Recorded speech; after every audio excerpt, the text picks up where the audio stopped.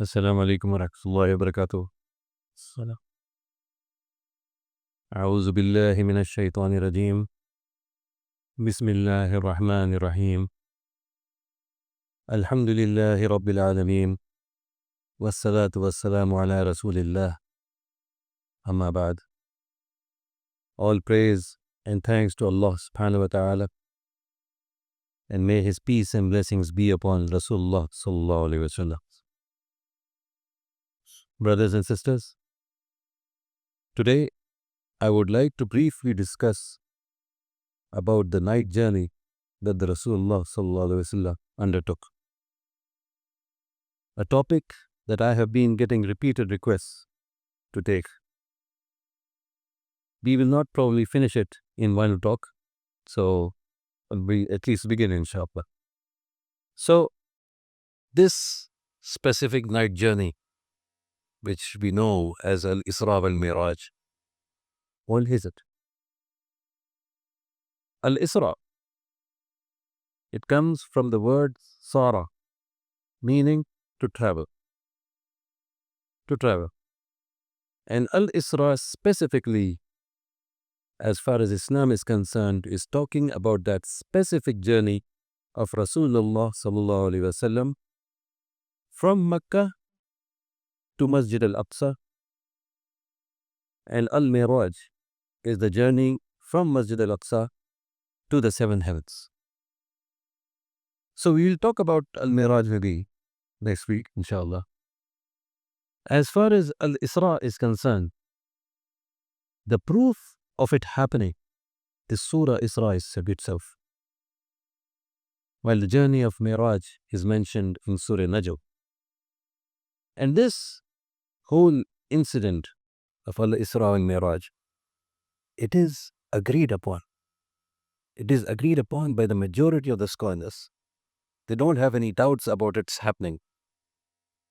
Yet, there are elements within the society, some people who do not believe in it, who call it a fabrication. And if they do, such people are truly munafiq. They are hypocrites, that they are not accepting something that is so obvious in the Quran and the Ahadith. So, the question arises, when did it happen? And there is no doubt that this particular incident of Al-Isra wal-Miraj happened at a time when the Prophet ﷺ needed it most. It happened after his trip to Taif for his da'wah. A difficult incident in his life, which he mentions as probably the most difficult time of his life, when he had to go to Taif and come back. And this Al-Isra and Miraj happened after that. It happened after that year of sorrow in which he lost his wife, Bibi Khadija radhiyallahu anha, in which he lost his uncle, his support system, Abu Talib, the year of sorrow. So, exactly which year it happened, we are not really sure. It's not confirmed. But what we do know is that it happened after his trip to Taif for his dawah. So that is what we are assured of. Now, which specific night was it? Is something that is not known. We don't know it. Unfortunately, some of our fellow brothers and sisters have tagged a date to it and celebrated it on a particular night. But it is not the case. There is no proof of it from the Quran or in any of the hadith of which night, specific night in the month it was. So, why did it happen? Why did Al-Isra wal-Miraj happen? Because Allah subhanahu wa ta'ala wanted to gift Rasulullah sallallahu alaihi wasallam something that no other prophet was given. Something that he needed in the time of his grief, at a time when the Prophet ﷺ felt rejected. He was rejected by the people of Mecca. He was rejected by the people of Taif. He was in grief. And not only this rejection, he was feeling the sorrow, he was feeling depressed. There was a kind of sorrow all around because this haqq that he's trying to tell people, people are not accepting. People were slandering him, calling him a liar. They were swearing at him. They were physically hurting him in ways, if possible. They were testing the limits, basically. But the Prophet ﷺ, the best man on earth, Allah subhanahu wa ta'ala decided to give him this gift as a comfort, as something to re-energize him, so that he could double up his efforts in trying to convey the haqq. And this journey of Al-Isra wal-Miraj, it happened only once in his lifetime. Only once.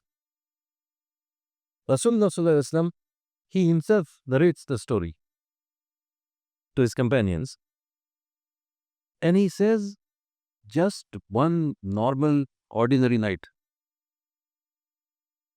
I'm sleeping in the house of Hani, which was where he lived. And this particular house was a fair distance from the Kaaba. So he was sleeping there. And he says that Jibreel alayhi salam came. And Jibreel alayhi salam took the Prophet sallallahu alayhi wasallam from an opening in the roof of that house. Just picked him up. Took him out of the house and placed him beside the Kaaba. And put him beside the Kaaba. And the Prophet sallallahu alayhi wasallam, he says he was in a state of awake, half asleep. He will see what is happening. He could feel what is happening. But still, he was a bit of a haze, right? So, Jibreel alayhi salam then did a miracle by the will of Allah subhanahu wa ta'ala, and he opened up the chest of Rasulullah sallallahu alaihi wasallam. And the hadith, Rasulullah says, he opened me from here to here, and then he pointed from his collarbone until below his stomach. That's a huge opening, if you think about it. Right across. Jibreel alayhi salam opened his chest up in this manner, and he took out his heart. And the amazing fact about it is Rasulullah sallallahu alaihi wasallam can see this happening. He can feel it happening. He's awake in that sense. He knows that this happened. So Jibreel alayhi salam then brought a vessel of gold. And the Prophet sallallahu alaihi wasallam, he says that this vessel of gold was filled with Iman. Now again, everything about this night is miraculous. It's full of miracles. If you try to ponder about it, if you try to put a logic to it, you'll not understand it. You'll not understand it.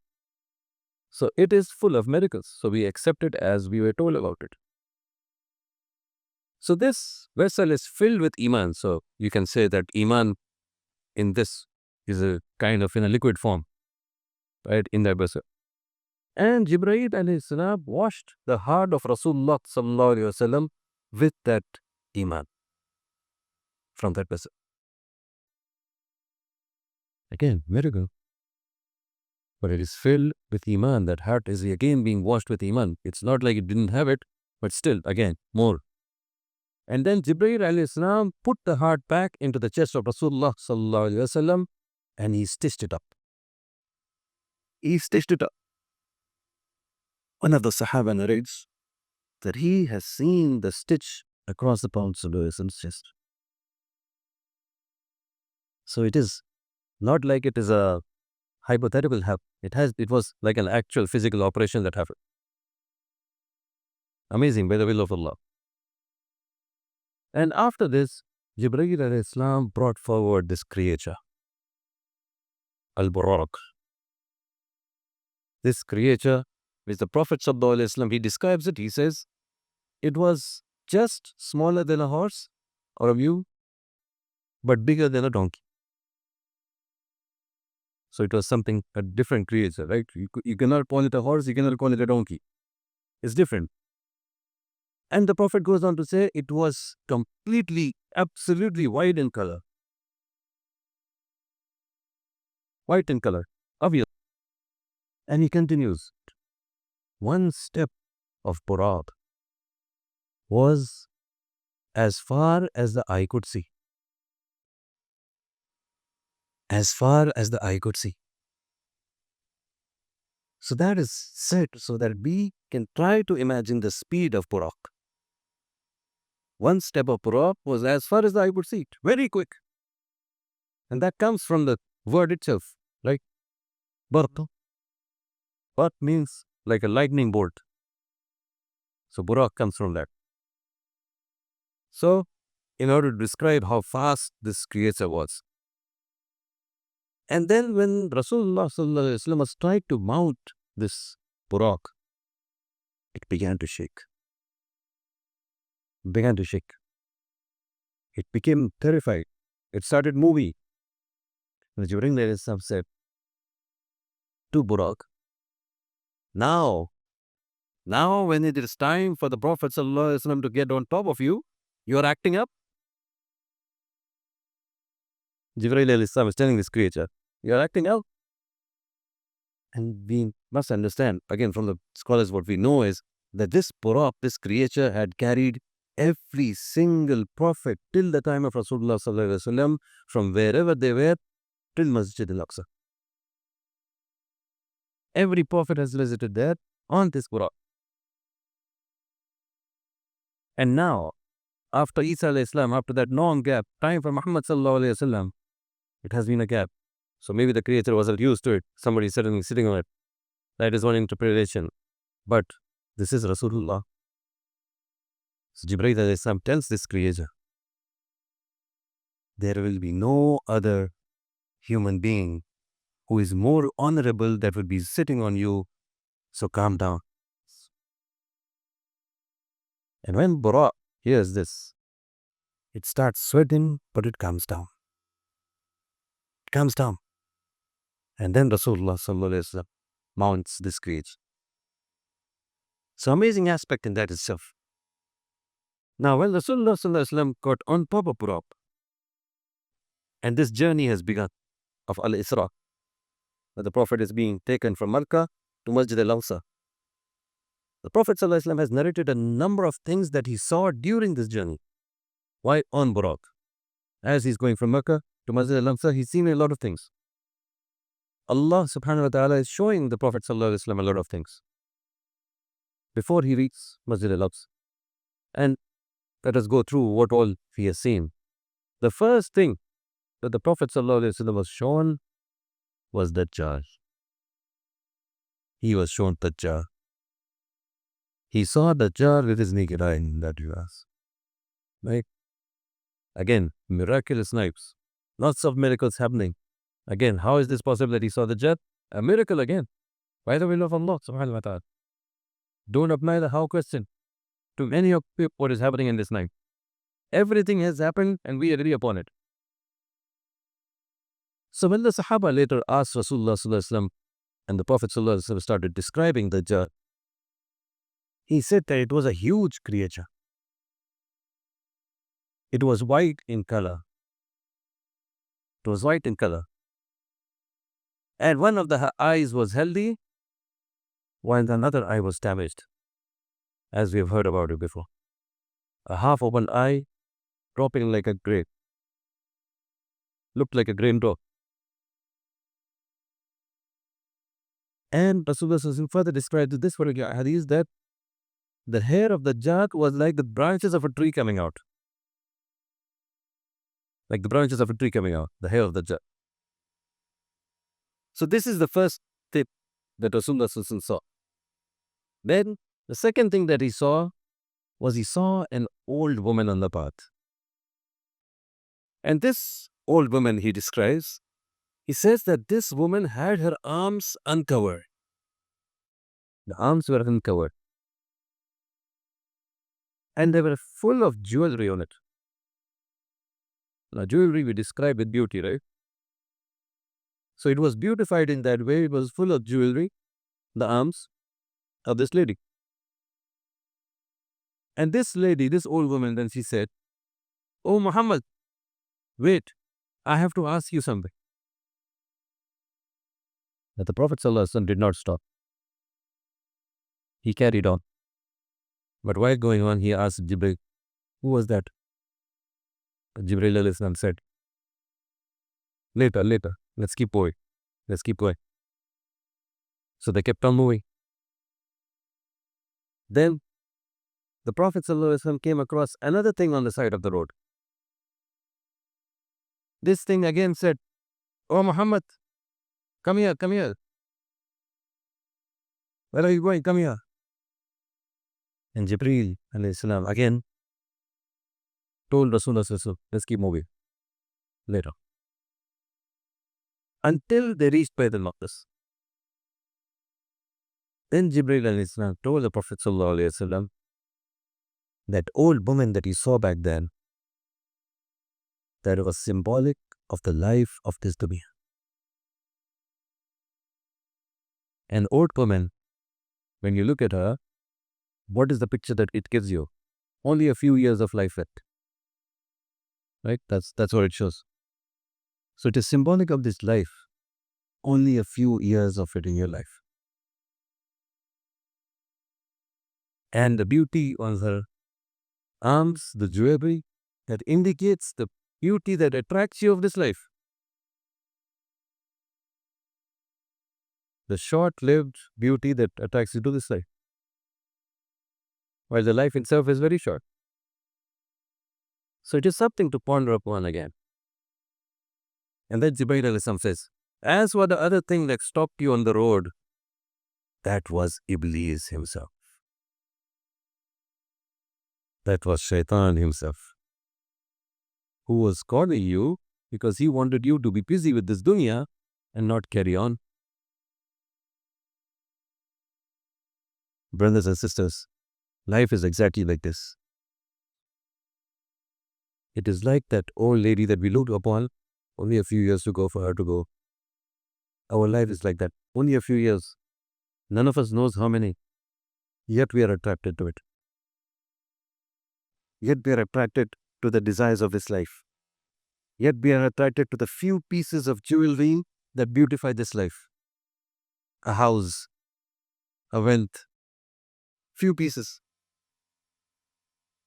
a good life. Right? What does it mean? Nothing. It is only distracting you from focusing on the akhirah. It is distracting you from focusing on the akhirah. And on that distraction is sitting, Iblis is sitting there to make sure you're distracted. To make sure that you're not going towards the akhirah. Don't want you to go there. Stay away from the right path. So may Allah subhanahu wa ta'ala help us in not getting distracted by Iblis. So the next thing that Rasulullah sallallahu alaihi wasallam saw was that he saw the condition of the mujahideen. He said that he saw some people sowing seeds, and within the blink of an eye, it was fully grown, and they were harvesting the fruits. The seed sown, suddenly the tree is fully grown, fruits are bearing, they are harvesting. The Prophet ﷺ said to Jibreel, what is this? And Jibreel tells that this is the condition of the mujahideen. For what they are sown in this life, they are bearing the fruits of it. Immediately they are bearing the rewards of it. Rewards of up to 700 times multiplied. Amazing. That's how big it is. I mean, you imagine, you put a seed today, how long does it take to get the fruit out? A fully grown tree in full dark. But that's how bigly the reward for a mujahideen is. Super fast. Before you know it, Allah is already rewarding it. The next thing that Rasulullah sallallahu alaihi wasallam saw was that he saw people lying down. He saw people lying down and their heads being smashed by a boulder. Now that's a difficult situation to imagine. It's a fact that what the Prophet sallallahu alaihi wasallam saw. And he says the pieces of the head were coming back together and it was being done again on a constant cycle. Allahu Akbar. What kind of punishment is that? Obviously, Jibreel gets asked again, who are these people? And Jibreel responds, these are people from your ummah. People who have neglected their prayers, who have neglected their salah. Imagine the Prophet ﷺ is being shown the punishment of neglecting prayer even before the prayer is obligatory. The prayer was obligated when he reached the heaven in this journey itself. But before he reaches there, he's being told, see, punishment of something that is not going to be done if you neglect your prayers. So the warning about it. You don't need to just teach somebody to pray, but you need to tell them what kind of punishment is there about it. And that is showing precedence before the obligatory prayer. So think about it. We need to teach the benefits of the salah, but we also need to warn about the punishments of neglecting the salah.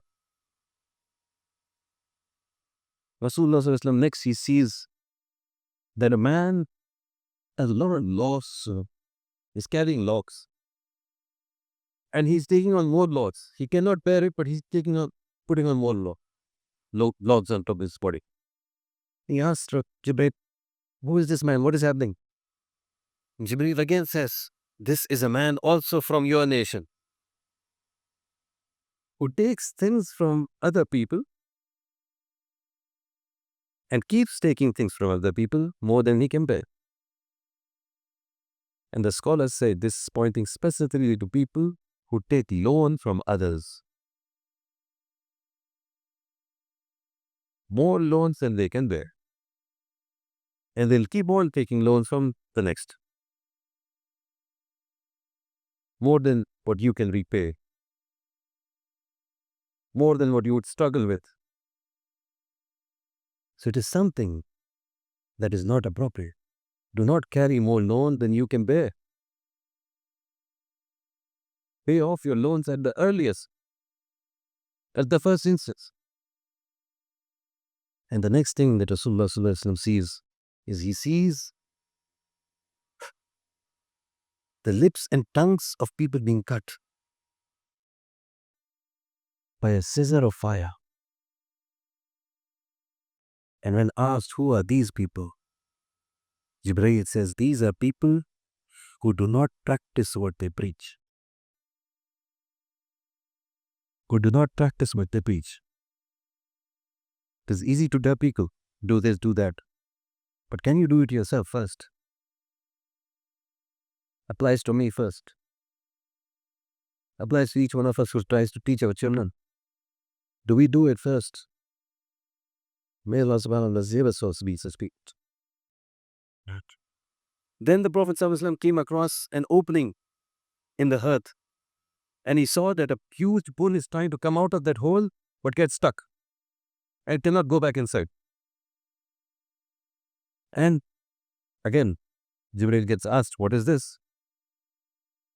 And now he gets told that this is someone who speaks a word and then he regrets it. And the word cannot be taken back, just like the bull cannot take it back into the hawa. So mind your tongue. Mind the words that come out of your mouth. Think twice before speaking. Thrice, 4 times, no matter how much. Think about it again and again before you say a word. Weigh your words before you open your mouth. Then Rasulullah ﷺ, the last thing he sees before reaching is that he sees the grave of Musa alayhi salam. And he sees that Musa alayhi salam is standing and praying. So you see, multiple times, the prayer has not been obligated yet, but the Prophet is showing the things about Salah. The importance of it is being drilled into him. And finally, Rasulullah ﷺ reads Bayt al-Maqdis, Masjid al-Aqsa. He kicks off that animal, al-Buraq. He ties it into the same ring which all the prophets in the past have tied Buraq to. ties it to the same thing in a manner that he is following the previous prophets. And as far as the message is concerned, it is the same message. We all have the same message. He goes into Masjid al-Aqsa. He prays 2 rak'ah. He says the salam. And the minute he says the salam, he sees that every single prophet from Adam alayhi salam to Isa alayhi salam is praying behind. He has led all the prophets, each and every one of them in salah. And what is that symbolic of? That symbolizes that they all have the message, yes, of the same message, but the Sharia of Rasulullah sallallahu alaihi wasallam is what applies to one and all now. Their ummas are gone, their kinds are gone. Now they will follow the Sharia of Rasulullah sallallahu alaihi wasallam, and that is the exact understanding of what is being said here. The Prophet sallallahu alaihi wasallam could have been taken directly to the heralds from Makkah, but he was taken to Masjid al-Aqsa specifically to do this, to establish this fact that every single prophet is going to be following Rasulullah sallallahu alaihi wasallam. All these miracles took place on that night, Al-Isra, the first part of Rasulullah sallallahu alaihi wasallam's journey from Makkah to Masjid al-Aqsa. Inshallah, we'll continue in the next week about the same. May Allah subhanahu wa ta'ala give us the hikmah to understand these miracles. May He give us the hikmah to follow what we need to follow and establish our prayers and understand the Quran in the best of ways. May He make it easy so that we follow the right path to the best of our abilities. Wa akhiru da'wana and alhamdulillahi rabbil alameen. Breakfast will inshallah.